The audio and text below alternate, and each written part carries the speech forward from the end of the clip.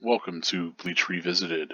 I am Karkur Gold, your host of this series in which we will be reading every single chapter of the Bleach manga, then providing a critical analysis, personal response, as well as connections to the rest of the series. So if any of that interests you, you're in the right place.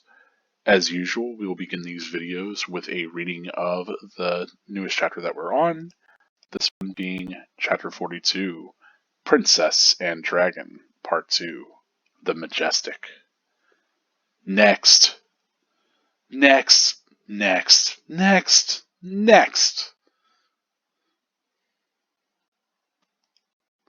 What's the matter? I'm just one little girl. Won't one of you give me a fight? Tatsuki? Tatsuki! Well, well, she's a lively one. How delightful.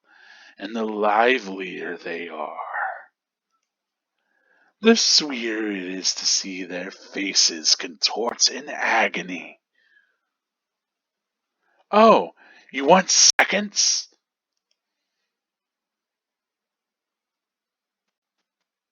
Chizuru, run! Tatsuki! Huh? Tatsuki!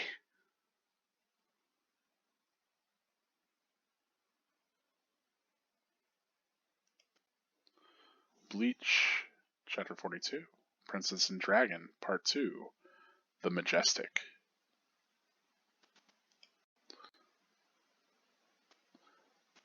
How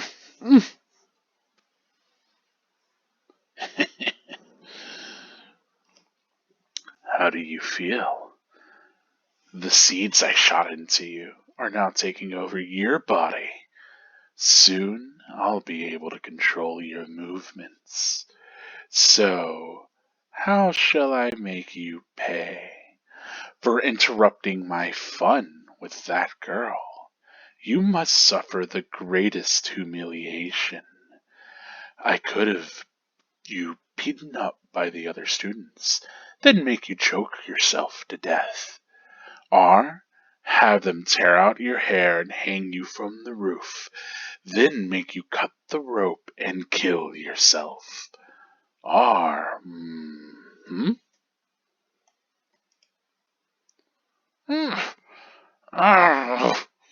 shut her up.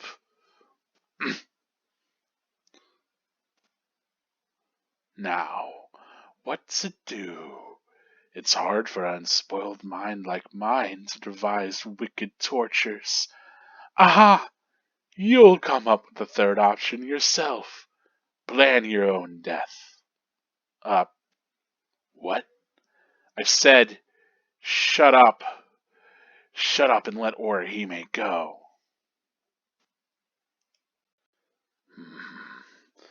Do you understand the position you're in?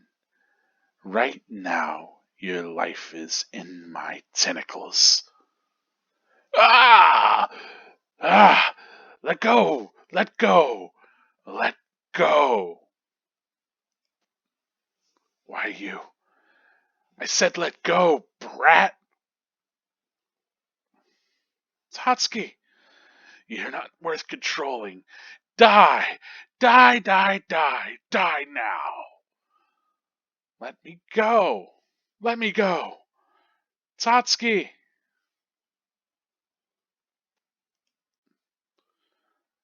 Tatsuki! Orihime. Don't cry, Orihime. Don't cry, Orihime. Orihime. What?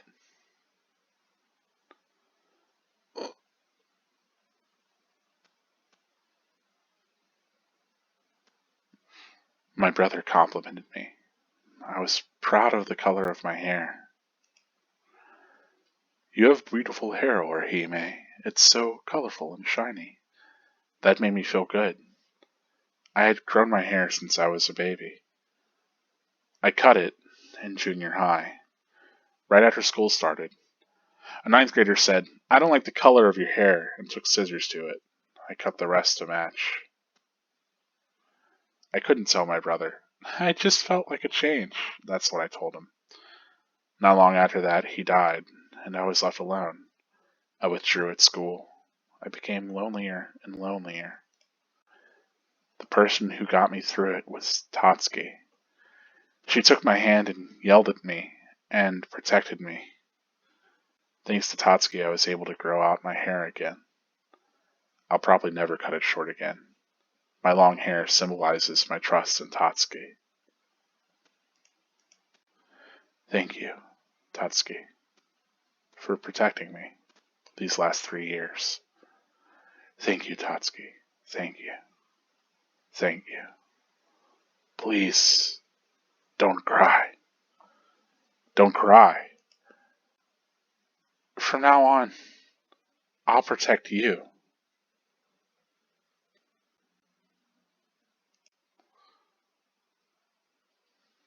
What is this? Tatsuki said, you picked on the wrong person. Now I'm telling you, you hurt the wrong person. I show no mercy to anyone who hurts Tatsuki. Yeah, and that's it for chapter 42 of Bleach.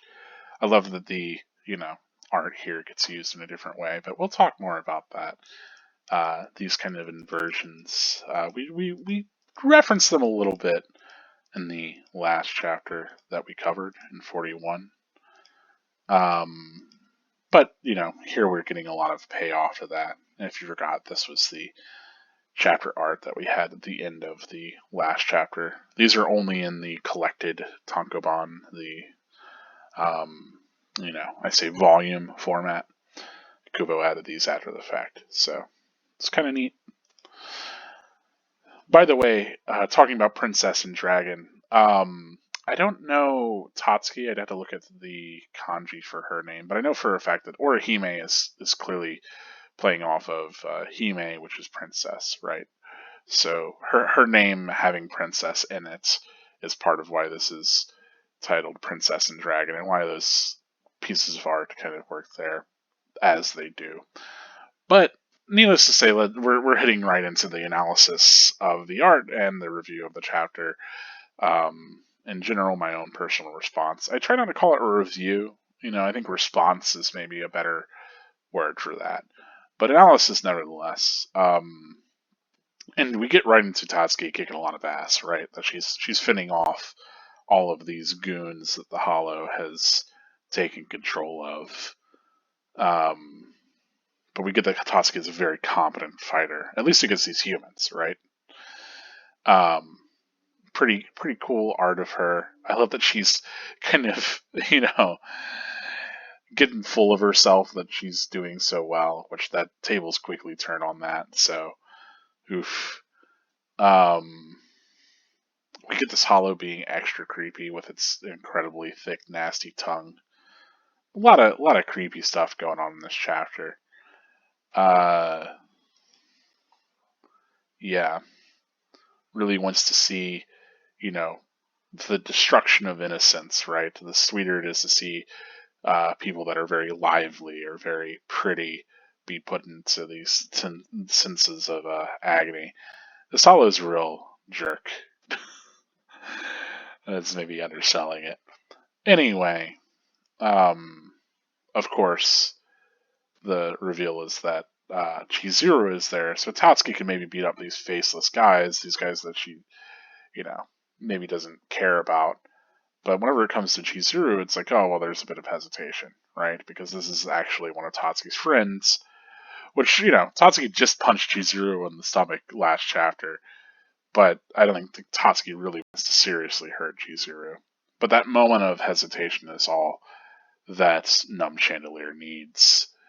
Really like the way that the art and the expression here really gets used to kind of pull us in. We get none of these panels are presented in straight like across. So this sort of diagonally like these shattering out panels, and I think it works the same way for that's going to be the chapter page. So woof. But the previous page, like all of this sort of collapses in, so it has this sort of burst out effect, um, which is kind of interesting, and also it gives us the sense of kind of a really chaotic scene unfolding, as Tots gets held down, and then it's kind of unclear. I wish this was made clearer here. The fact that she's getting shot by the you know like seeds in this thing's head. I think more could be done in this panel to really sell that from here to here, because it's difficult reading this panel as her getting shot. Clearly, like something's like impacting her, and she's being held. But it would be a little bit clearer if maybe the setup for that was done more clearly here with Numb Chandelier. Nevertheless, obviously we can tell later because she has these things sticking out of her. But yeah, yeah, we get that Tatsuki on the cover for this one. She's bandaged up. Um, Looking cool though. Nevertheless, this one's. It looks almost like she's taking a step, like she's being like held back like this, right? Her feet are off the ground. She's all bloodied. Um, we get, of course, Orihime still being held down. I assume because this hollow wants to torture them, basically, right? It wants to really take a lot of joy out of seeing them in duress and agony.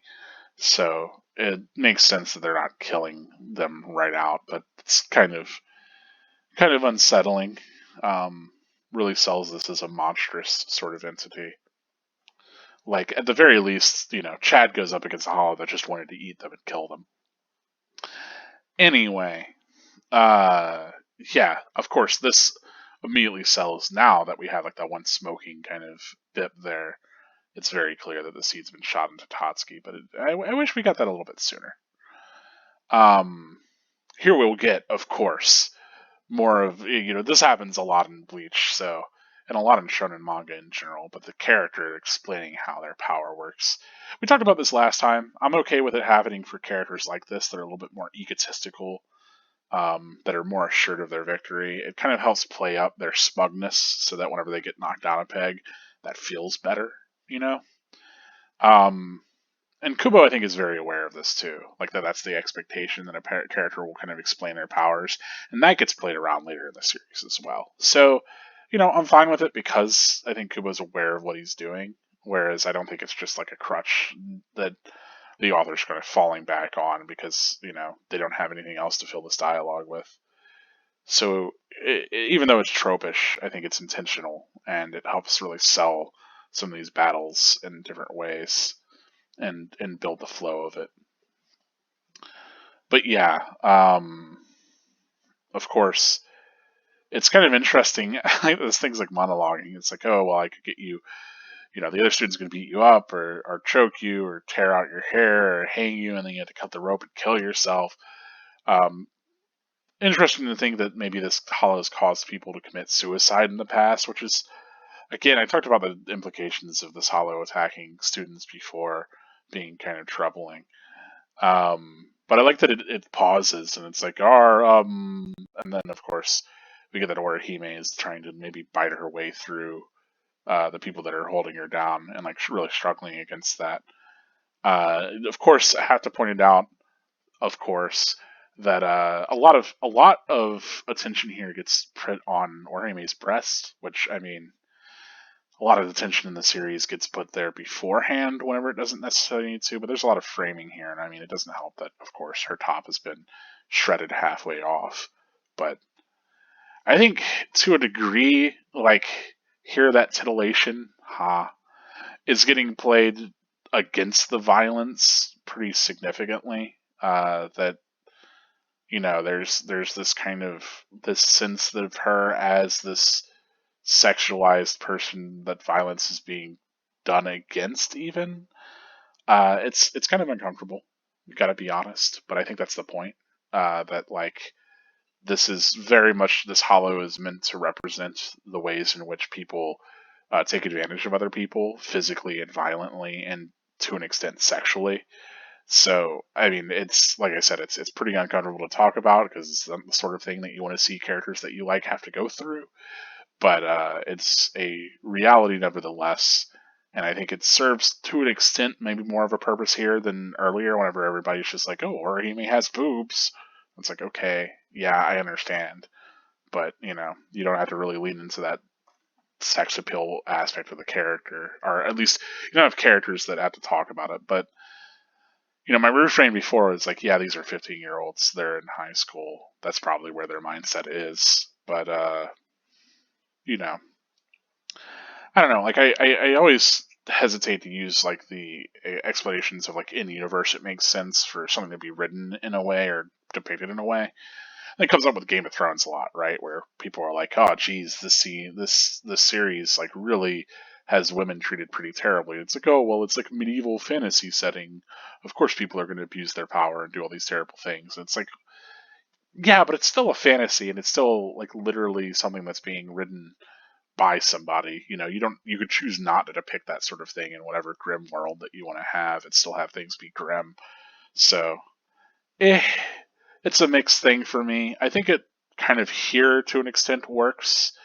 It's certainly Kubo like moving this much more to a mature bent with the sort of like the sort of things that this Hollow is doing. There's this weird moment where the Hollow says like, yeah, it's what to do. Or, it's got this extremely unsettling like tongue with saliva dripping off of it as it's licking itself, and is like, oh, an unspoiled mind like me, it's hard for me to devise these wicked tortures. It's like, no, you clearly are twisted, my friend. Um, but yeah, I think it's certainly leaning more into that sort of horror manga or what I mean. I could this certainly a lot of this reads a lot as like a setup for a pretty troubling outcome were this any other genre of manga. But as it is, this is all just to set up a villain that's meant to be knocked down, right? So all of this to make this thing out be more monstrous helps to make it out as like this absolute entity that deserves getting, you know, killed, right? Uh I like that, Tatsuki, of course, is resistant even whenever she does have the seed shot into her. I think these are a lot more graphic than they were in, of course, the anime. But the anime is considerably less. You want to talk about censorship? A lot of this, a lot of this gets censored both for violence and sexuality in the anime. Um, I don't think we see the seeds jutting out of people as they're bleeding out, especially not with like this like eye kind of in the back of them, whatever this is meant to be. Yeah. Anyway, um, I like that, of course. Tatsuki bites this, and then this is drawn in this very sketchy kind of way to really sell like the immediate like shock and pain. I think again talking about like using the line work in different ways here, it's used intentionally to kind of sell the pain of that moment. Um, and then continues to kind of just beat Tatsuki around, even though she's kind of latched on, right? Um, and then ultimately, like here we finally get like this is where I think the shot reads more clearly for me than the previous one in the chapter. Like this, it's a little bit difficult to tell what's going on, but once we have the context of the other panel, it's like, oh, okay, it's I get it. Uh, yeah, and then this die. It's like initially I had read this as Tatsuki like basically kicking it in the head actually multiple times, but obviously the intent is it's shooting all of these seeds into her, right, with the attempt to kill Tatsuki. um so maybe that could be a little bit clearer, maybe having it relegated to just like this kind of corner panel and have a lot of the text drowning out the image doesn't work as well for me. I don't know. um but I do like that Orihime kind of manages to drag herself free as she runs to Tatsuki's aid. And we get a little bit of that back and forth. Of course, we get more breasts, but that's just what we're gonna get this time. Tatsuki having the seed shot into her head is pretty messed up.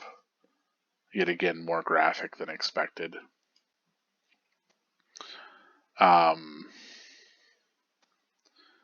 yeah, also, Orihime full on throwing up is a bit much. It's oof. This is a rough chapter, folks. I mean, it's very graphic in a lot of ways. Um, yeah, I think certainly talking about that kind of like I think more than ever. She's artistically again a lot of attention drawn to Orihime's breasts, and of course like really shaping them out, which is something that we haven't really seen before. But like our as like this extent of sexualization, I think also having her throw up and look that way, that's it's oof, it's a bit much. Um, but I think like there's again something to be said about like marrying this sort of violence, grotesquerie, sexualization, all of that being kind of thrown together as these characters are put into this very deadly situation. Um, God, the shot of Tatsuki is super unnerving. Anyway, we move into this flashback, and we get a little bit more of Sora and a bit on Orihime's hair. And it's kind of neat that it plays different than what was kind of typical for the time. Oh boy, typical of the time of like, oh, I'm the heroine with the long hair, but I'm gonna cut my hair to show my independence and like to really be one with the guys, right? Whatever it is, the whole idea of cutting one's hair being this big trope that was played into. We get a little bit of that in. I'm pretty sure we get a scene like that with Nami. It's been forever since I've read One Piece, folks.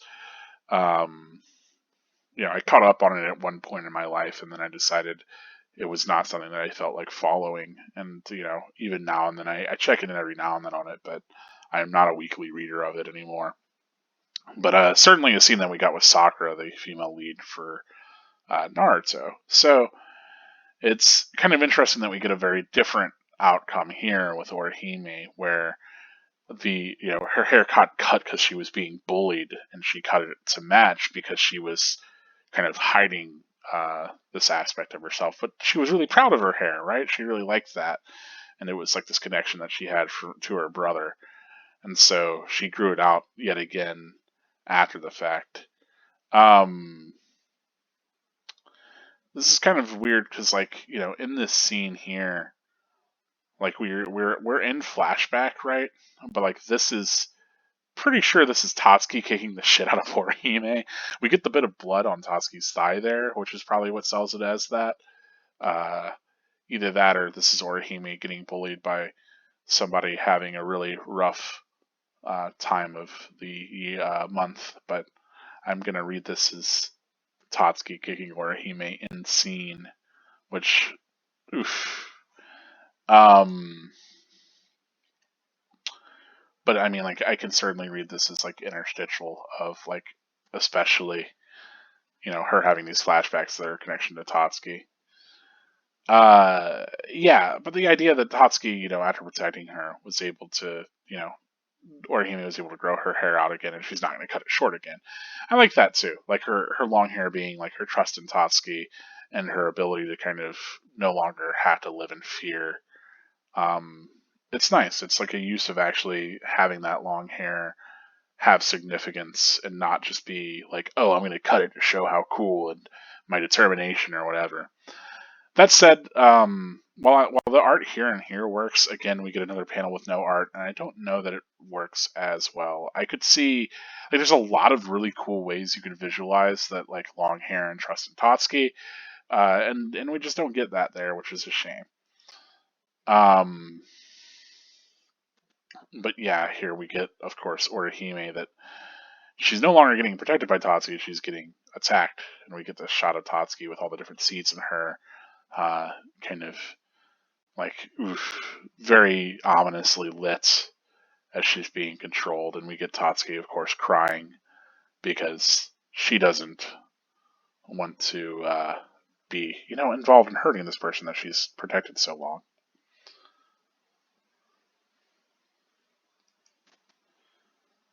And I like, of course, we have the inversion, right? Where initially the idea was like, okay, maybe this is the same structure of what we had before, where, it was like Chad protecting Karen, right? But instead we have Orihime is going to protect Tatsuki, which is a nice kind of change of what we might have expected, especially given the setup, right? And also given that Tatsuki is much more the physical of the two. She's been set up so far to be like this martial arts champion and like really capable in her own right.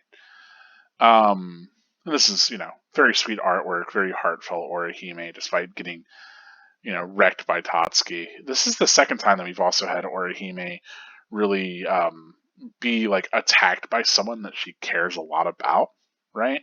And her choosing to embrace them, even though she's in a very dangerous situation. So, very clearly we get the idea that Orihime, she's a very caring person, and even whenever her friends are turned, or her loved ones are turned on her, are literally abusing her, attacking her or whatever, she understands that it's a manipulation, right?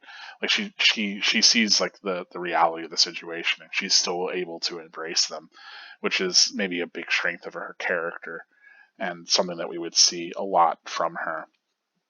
And here, of course, we get, the final reveal of this chapter is that she develops her powers, and it's actually within her hairpins as they kind of come to life and shoot out in these, different ways. I think this is also something that is made clearer in the anime whenever it happens, but I think it works well enough here in the manga, as it's kind of unclear what's going on here, especially. This is this huge explosion kind of happening, this swirl of, I don't even know, power. Of course, part of its mask gets knocked away, and it's clear it's got blood there and everything. So maybe its mask becomes tentacles. I was talking about that before, where it's kind of unclear what was going on with its mask. And yeah, guess it's tentacles. Guess it's tentacles down there. But yeah, I love this. Again, really inverting the expectations here, which you picked on the wrong person, and Orihime being very serious with the you hurt the wrong person. And yeah, we get Orihime finally stepping up and being kind of confrontational, right? That she's not going to show mercy to somebody. It's kind of neat that this is also, if we go back to the previous chapter, right? I think this really reflects where we were coming from in the last chapter, where the last chapter ended, 41 ended on, earlier than that. This moment where Orihime is being attacked, and then Tatsuki comes to her rescue, and then Tatsuki has anybody hates Orihime, cry, I'll beat the snot out of them, right? So you get this really cool moment from Tatsuki where she's really defiant and heroic. And I think this is also meant to kind of mirror that, right? Whenever we get to the very end of this chapter, and we have Orihime being like, hey, anyone who hurts Tatsuki, I don't show mercy to. So that's pretty cool that we get that they both have each other's back in that way. Of course, we get the very cool, her clothes are shredded in a way that feels cool rather than sexual, which really works. In this moment, Orihime has moved from being someone who is being sexualized or not in control to being somebody who is in charge of the power and depicted in a very admirable and cool way. And I think that works here. Of course, we get the shredding on her clothes looking cool rather than looking kind of overtly sexual or anything like that. That she has this sort of more naturalistic battle damage. It reminds me a little bit of if you've seen either Gunbuster or Diebuster, especially in Diebuster, who the main character, and both of those the main character who is a woman, kind of dramatically tears off the top of their outfit and exposes themselves for different reasons, but obviously there's some fan service there, clearly. But also, I think it gets played, especially whenever these characters are more powerful. It's kind of this embrace of their like entire body, and that being like a conduit for their strength, and that nudity not being something to really oppress them by. Um, to talk about that a little bit more, I mean, if you seriously watch all of what is it? It'll come in yet another Gynax show. By the by, I guess they're Trigger, but same sort of mentality goes into Kill la Kill, right? This idea of people's bodies and the way that they're perceived, and the way that people kind of like their bodies can be used, to have control or be in power, and to be really cool, and it not to be like, like, yeah, sure, maybe it's a sexual thing to a degree, but it's not. It doesn't have to be sexualized, if that makes sense. Like, that's not the end of it. Um, and I think that series does a really, really good job with that. I will argue to the death that Kill la Kill is probably the most feminist anime. I say feminist anime. It certainly it does a lot to talk about kind of to present women in a light that isn't just meant to be under the male gaze, or meant to be as objectified, despite the fact that it is very much a big titty anime, right? So you can have all the characters at the end of that be nude and none of them are sexualized, and it's actually, I don't know, has a pretty wholesome message. What I'm saying here is that, to an extent, that sort of sexuality can be presented in different ways, right? And this is really reminiscent of the ways in which that can be leveraged to show a character as in control, both of their body and of themselves and of the situation. And I think this works for that, right? We have Orihime, and despite the damage that she's ensued, right? This is drawn in a way that makes her look cooler than it does make her look like sexual or anything like that. So it's a very cool moment. I really, really like the like, as much as the last chapter and parts of this one makes me very uncomfortable, because like I said, I don't like seeing my favorite characters put into these situations where they're being abused physically and sexually even.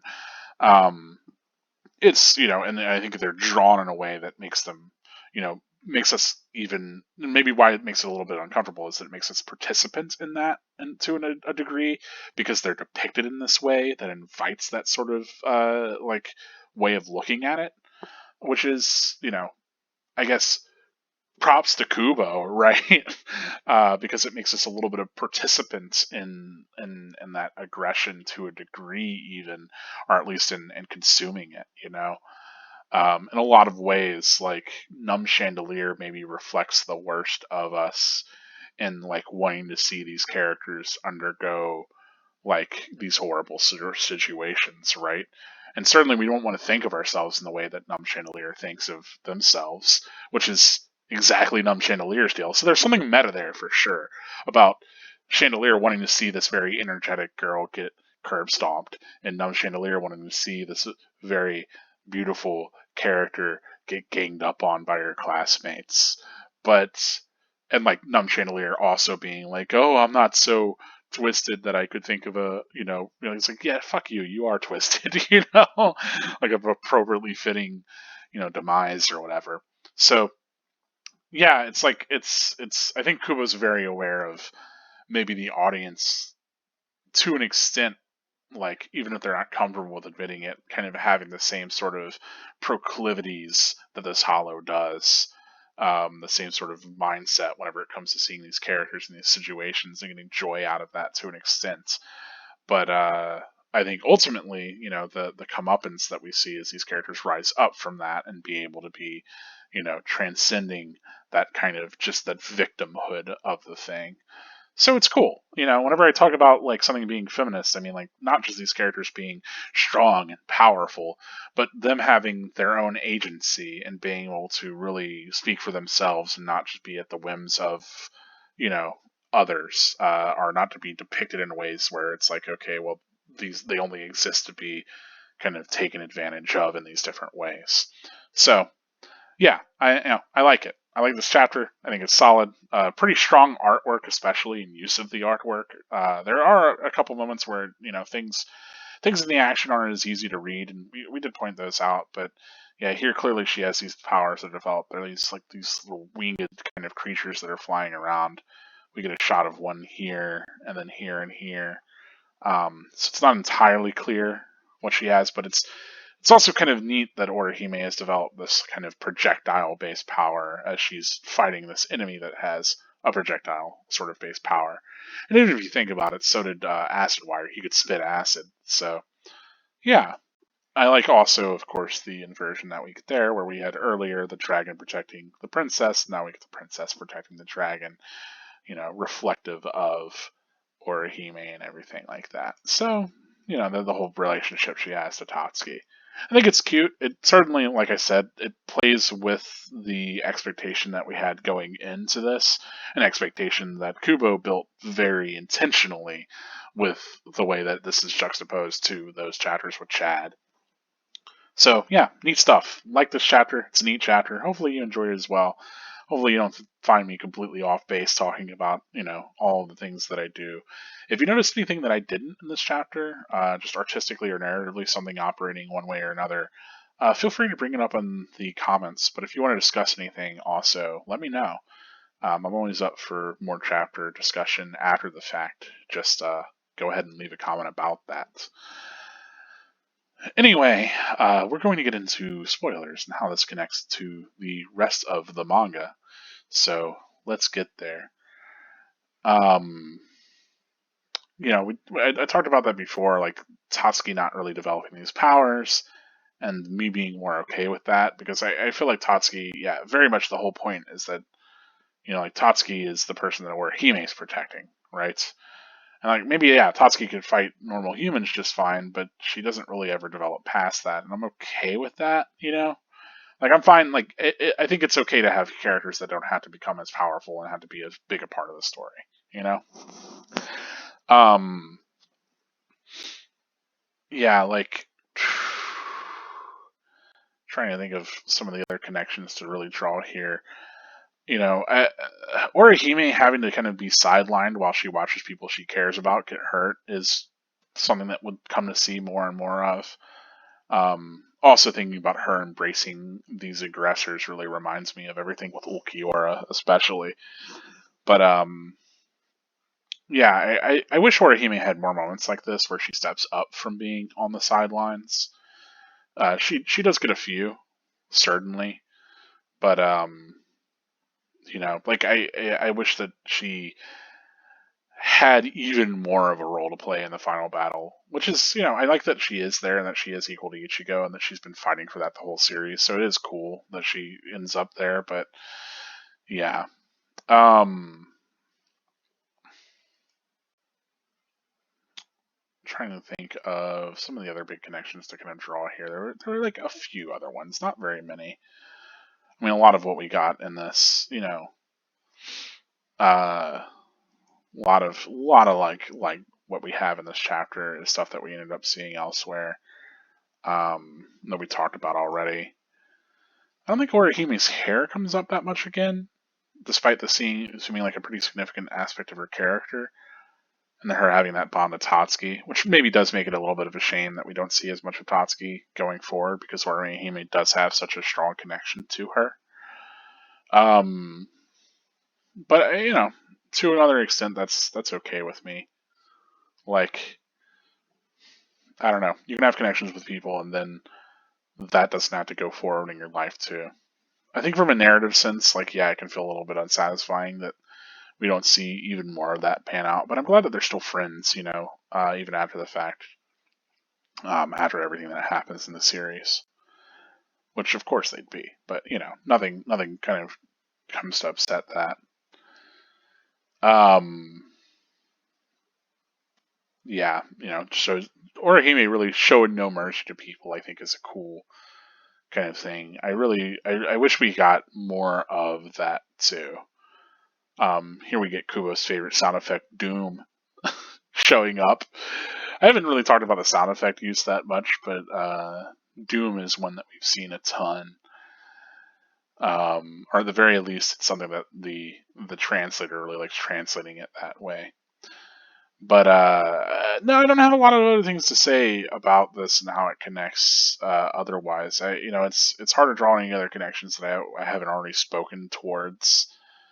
Um, I will say, of course, the princess and the dragon stuff almost certainly gets revisited in Burn the Witch. I think here, especially like the way that this is, this it's whole connection between the dragon and the princess and one protecting the other. I mean that's cornerstone of early Burn the Witch stuff with Cinderella, right? Um, Obviously, it gets played differently, but that kind of connection between people and fairy tales and playing around with the expectations of the fairy tale is something that I think Kubo really likes.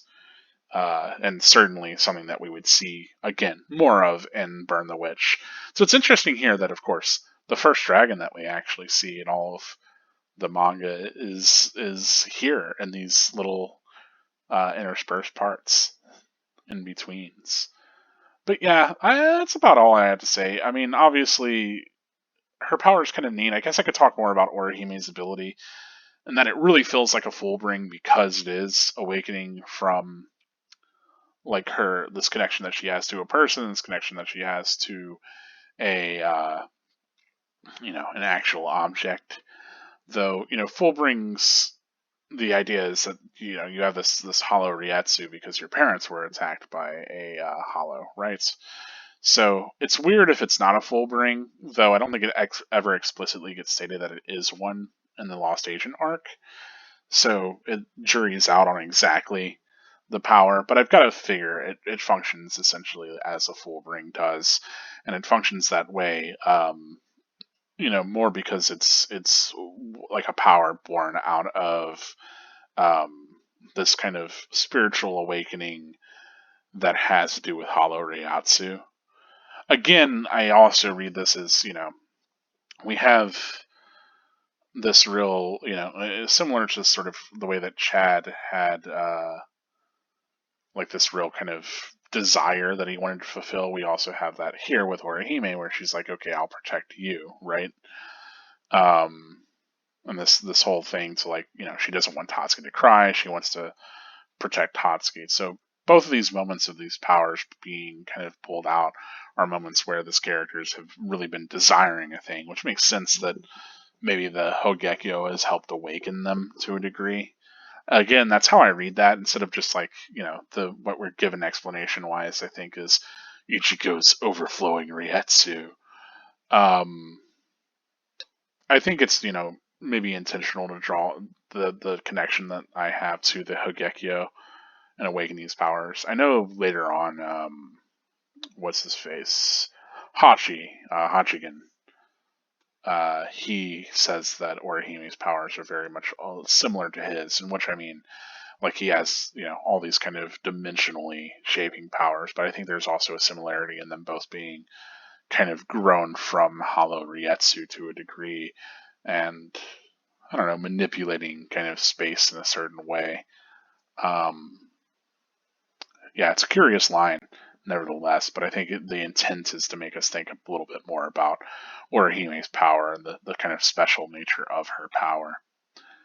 Anyway, that's about all I have to say for this one. Shorter episode, obviously more action, a lot of stuff that we've already kind of talked about.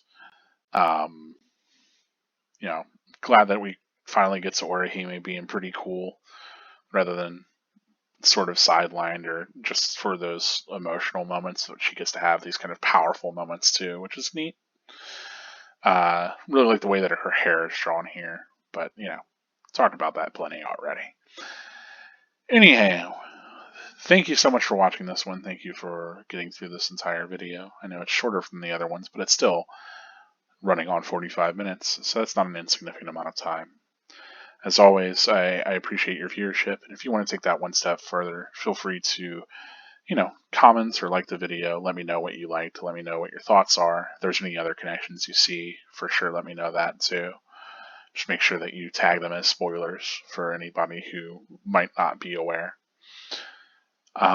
Otherwise, if you want to support me, I do run the Twitter where I'll post whenever we have new episodes. I also have the Patreon which you can support and help me out, help me make this a little bit easier to produce or more justified. But that's it for this one, folks. Thank you so much. Never forget, this has been Carker Gold, and spirits are forever with you. Stay gold.